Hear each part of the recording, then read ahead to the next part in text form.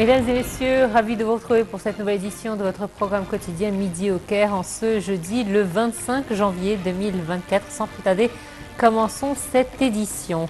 Lors de la célébration du 72e anniversaire de la journée de la police, hier, le président Abdel Fattah el-Sisi a affirmé que le terminal égyptien de Rafah était bien ouvert 24 heures sur 24 pour l'acheminement de l'aide humanitaire vers l'enclave palestinienne.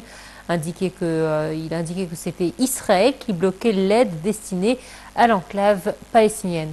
Le chef de l'État a honoré un nombre d'officiers à cette occasion du ministère de l'Intérieur. Voici le point. Le président Abdel Fattah el-Sisi a assisté hier à la cérémonie marquant le 72e anniversaire de la journée de la police égyptienne. Le chef de l'État a présenté une allocution au début de laquelle il a appelé le public à observer une minute de silence en hommage aux martyrs de la police. Le président el-Sisi a déclaré que la fête de la police est une journée glorieuse qui marque l'héroïsme des policiers égyptiens ayant déployé tout effort et sacrifié leur vie pour défendre la patrie. Il a rappelé l'héroïsme de la police égyptienne à Ismaïlia en 1952 pour protéger la dignité de la nation et les citoyens égyptiens, considérant cette tâche comme une fin hautement noble. Le chef de l'État a honoré un nombre d'officiers du ministère de l'Intérieur et a offert des décorations et des insignes d'honneur au nom des martyrs de la police lors de la cérémonie tenue à cette occasion. Et Sisi a déclaré: notre position concernant les récents développements dans la région, a vécu dans la bande de Gaza, était claire dès le début et reposait sur un sentiment profond de la responsabilité historique et humanitaire de l'Égypte de se tenir toujours aux côtés de ses frères parmi le peuple palestinien, un rôle que l'Égypte poursuivra à jouer avec noblesse, honneur et impartialité jusqu'à ce que le peuple palestinien obtienne ses droits légitimes. Et terminant son discours, Sisi a renouvelé ses sincères félicitations à l'autorité de la police à l'occasion de sa fête, louant son rôle héroïque dans la protection des citoyens et la préservation de leur sécurité, en affirmant que l'État, avec toutes ses énergies et capacités, s'efforçait d'établir la sécurité au sens global.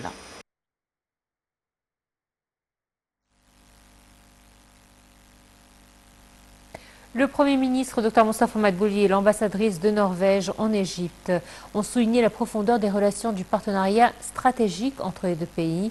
Ces propos ont été tenus lors de la réunion du chef du gouvernement avec les responsables de l'entreprise norvégienne Scatec pour suivre un nombre de projets à exécuter en Égypte lors de la période à venir.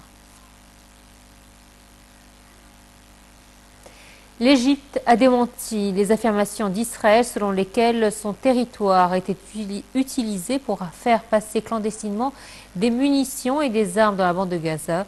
Le chef des services de communication de l'État égyptien, Di Rashwan, a affirmé que plusieurs déclarations de responsables israéliens sous la conduite du Premier ministre Benjamin Netanyahou incluaient des informations ou des affirmations selon lesquelles des explosifs et des armes seraient entrés à Gaza depuis l'Égypte via des tunnels transfrontaliers.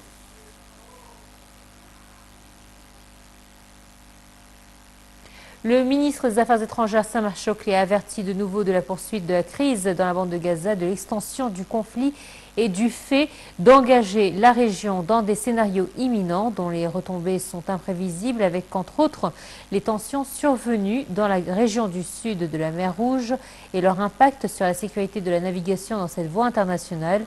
Shoukry a tenu ses propos lors d'une entrevue avec le président du Conseil européen, Charles Michel, dans le cadre de la visite actuelle du chef de la diplomatie à Bruxelles pour présider la délégation égyptienne à la 10e réunion du Conseil d'association égypto-européen. L'entrevue s'est axée sur les développements positifs des relations égypto-européennes lors de la dernière période et les moyens de conforter le partenariat étroit entre les deux parties. Toujours en marge de sa visite à Bruxelles, le ministre des Affaires étrangères Sameh Shoukry a souligné l'importance de promouvoir un dialogue constructif et objectif entre l'Égypte et le Parlement européen sur les fondements de l'amitié et du respect mutuel. Ces propos ont été tenus lors de la réunion tenue par le ministre des Affaires étrangères avec la présidente du Parlement européen Roberta Metsola. Selon le porte-parole du ministère des Affaires étrangères, la réunion s'inscrivait dans le cadre de la volonté du chef de la diplomatie égyptienne de communiquer et de dialoguer avec diverses institutions de l'Union européenne. Et le ministre du Pétrole et des Ressources minérales, Tarek El Molla, a souligné que le secteur du pétrole mettait actuellement en œuvre plusieurs projets pour assurer l'efficacité énergétique et la réduction des émissions de carbone et en tirer profit au niveau économique en sus de l'exécution des projets pour la numérisation complète des activités du secteur et sa liaison à un système unifié, ce qui permet d'accéder rapidement aux données. Il a fait état d'une coopération fructueuse avec certaines entreprises indiennes opérant en Égypte, dont la plus éminente, la société TCI Sanmar, qui contribue à enregistrer des succès dans le domaine des pétrochimies et élargit ses investissements et projets en Égypte de concert avec les compagnies pétrochimiques égyptiennes.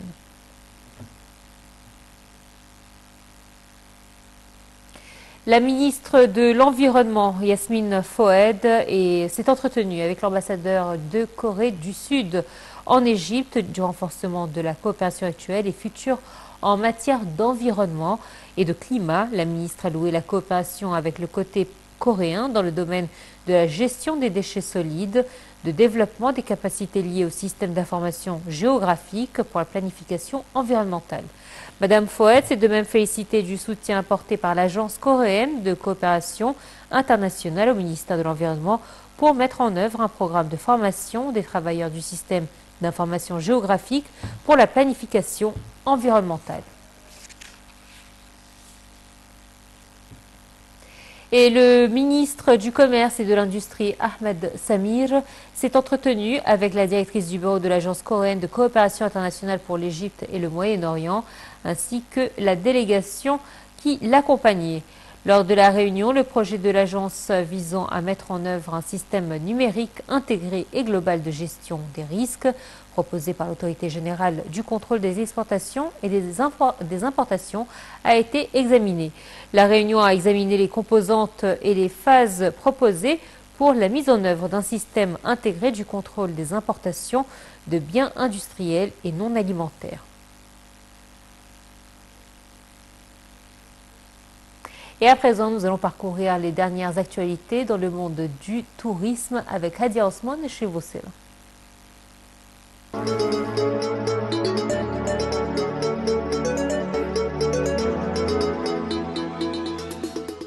Le Musée national de la civilisation égyptienne à El Fostat a organisé un événement culturel intitulé Antika pour mettre en lumière le patrimoine matériel et immatériel de l'Égypte, notamment les objets et les outils utilisés par les anciens Égyptiens dans leur vie quotidienne jusqu'à devenir une œuvre d'art héritée à valeur patrimoniale. Un certain nombre d'artistes égyptiens et de collectionneurs d'antiquités patrimoniales ont participé à l'événement. L'événement s'inscrit dans la stratégie du musée qui vise à faire revivre le patrimoine culturel égyptien et découvrir au public le vocabulaire de la civilisation égyptienne, caractérisé par la richesse de toutes ses composantes et éléments. L'événement comprenait un groupe d'ateliers et d'expositions présentant des artefacts, des outils et des antiquités rares tels que des gramophones, des radios, des téléphones, des appareils d'éclairage et d'autres antiquités de valeur, en plus d'une collection d'images, de journaux et de publicités égyptiens anciens, aussi des exemples de photographies orientalistes documentant la vie sociale au Caire, ainsi qu'une collection de pièces de monnaie et de timbres égyptiens anciens. L'événement renfermait aussi un atelier de sculpture utilisant des matériaux non traditionnels et des formes artistiques imitant l'héritage égyptien, un atelier d'artisanat, du cuivre et un atelier de narration patrimoniale abordant les proverbes populaires, les valeurs morales et les enseignements qu'ils véhiculent et qui y ont été profondément enracinés dans l'esprit des Égyptiens dans l'Antiquité et jusqu'à nos jours. Une présentation exposant des vêtements des femmes égyptiennes au XIXe siècle a également été organisée. Une maquette de l'instrument pianola, qui était l'un des arts de la rue égyptien les plus importants au début du XXe siècle, a été exposée en plus du personnage de Charles Chaplin, incarné par l'artiste Ahmed Chazli. Les visiteurs avaient envie de prendre des photos souvenirs avec lui.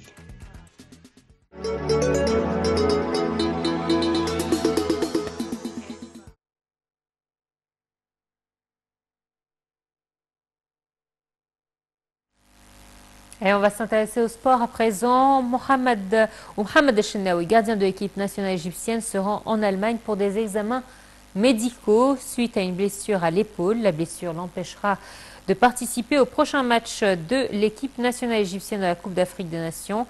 Il se rend donc en Allemagne pour des examens médicaux. Chenaoui a été remplacé par le gardien Mohamed Abou Gabal. Chenaoui est ainsi le deuxième joueur à quitter la sélection égyptienne pour la CAN après Mohamed Salah, joueur de l'équipe anglaise Liverpool. Mo Salah, blessé le 18 janvier, rentre en Angleterre pour se faire soigner par son club.